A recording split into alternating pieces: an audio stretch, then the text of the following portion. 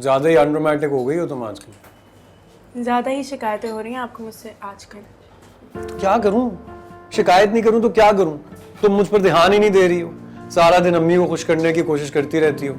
और तो और तुमने अभी रिदा से भी कह दिया था कि हमारे साथ चलो, मतलब कमाल है यार। तो रिदा सारा दिन घर पे बोर होती रहती है, मैंने सोचा हमारे साथ चलेगी तो।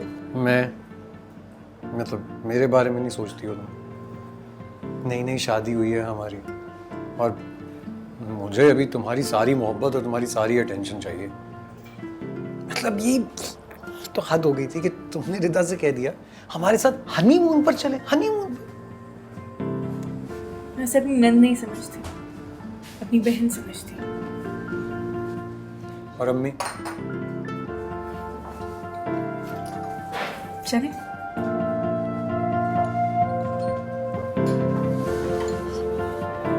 मैं जानता हूं कि अम्मी का रवैया तुम्हारे साथ अच्छा नहीं है, हालांकि तुम इतनी कोशिश भी करती हो, लेकिन तुमसे हमेशा चिढ़कर बात करती है।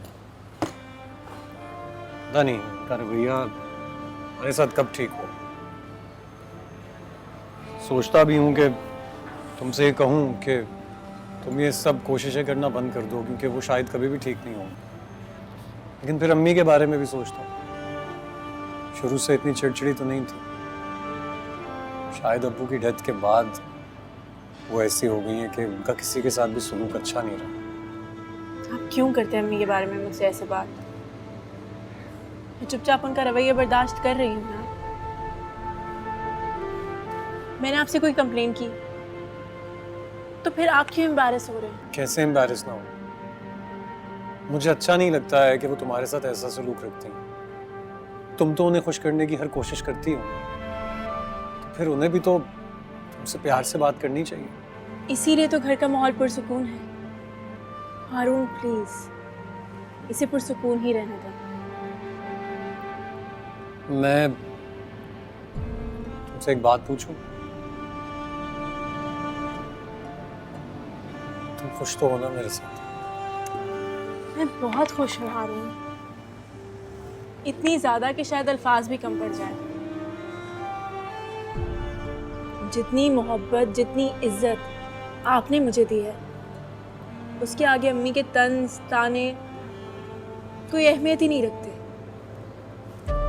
एक छोटा सा प्यारा सा घर, उसमें आप जैसा शौहर, इतनी मोहब्बत करने वाला, और फिर रिदा जैसी बहन,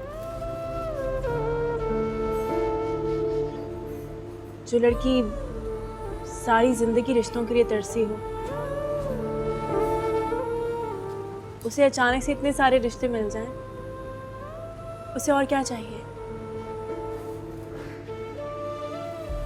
मुझे आपके अलावा किसी और चीज की जरूरत नहीं। कभी कभी मैं सोचता हूँ तुम वाकई इतनी अच्छी हो। वैसे खुशकिस्मत हो तुम बहू के मामले में। सारे मोहल्ले की औरतें इतनी तारीफ करती हैं तुम्हारी बहू की। इतनी सलीकामंद बाशऊर लड़कियां कहाँ मिलती हैं इस जमाने में। इसी ताबेदारी का तो नाजायज फायदा उठा रही है वो। क्या मतलब? मतलब ये कि सब दिखावा है। मेरी झूठी ताबेदारी करके शौहर की नजर में मोतबर बनना चाहती है। बेचारी का आगे पीछे तो कोई है नहीं, इसीलिए हमारे सामने बिछी जाती है। और शौहर को ऐसा काबू में कर रखा है उसने, ऐसा काबू में कर रखा है कि तुम्हें क्या बताऊं। नगीन, लो आ गए मजनू। नगीन, अस्सलाम वालेकुम। वालेकुम अस्सलाम। नगीन कहाँ है अम्मी? हो गई यहीं कहीं। अच्छा,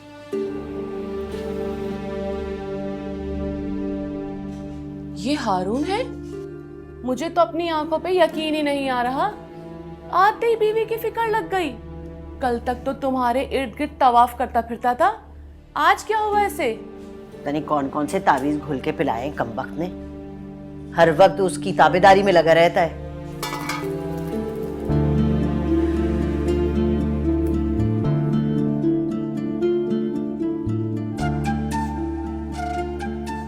भाई कमाल है, हम आपको पूरे घर में तलाश कर रहे हैं और आप यहाँ पर मौजूद हैं। मैं तो खाना बना रही हूँ, लेकिन आप यहाँ क्यों आ गए? आपको देखने के लिए आ रहा हूँ। क्यों नहीं आ सकता क्या?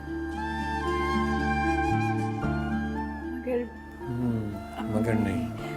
अरे यार, कितनी बार कहा है आपसे, जब मैं घर आया करूं सबसे पहले आपका चेहरा देखूं। इससे मुझे पता क्या लगेगा कि मैं अपनी जन्नत में आ गया हूं और मेरी जन्नत की हूर मेरे सामने खड़ी है।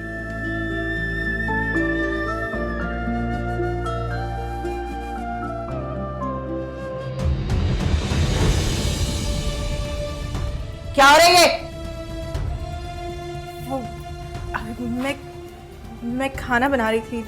खाना बना रही थी या कोई इश्क माशूकी चल रही थी? ये शर्म नहीं आती? ये तो पता नहीं किस खानदान से आई है, इसे किसी ने तमीज सिखाई है कि नहीं सिखाई है, लेकिन मुझे हारून तुमसे ऐसी बेशर्मी की हरगिज भी तवक्को नहीं थी।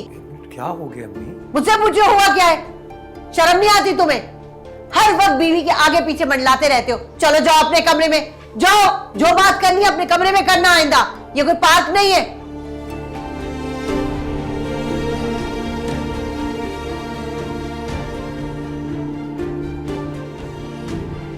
सुनो,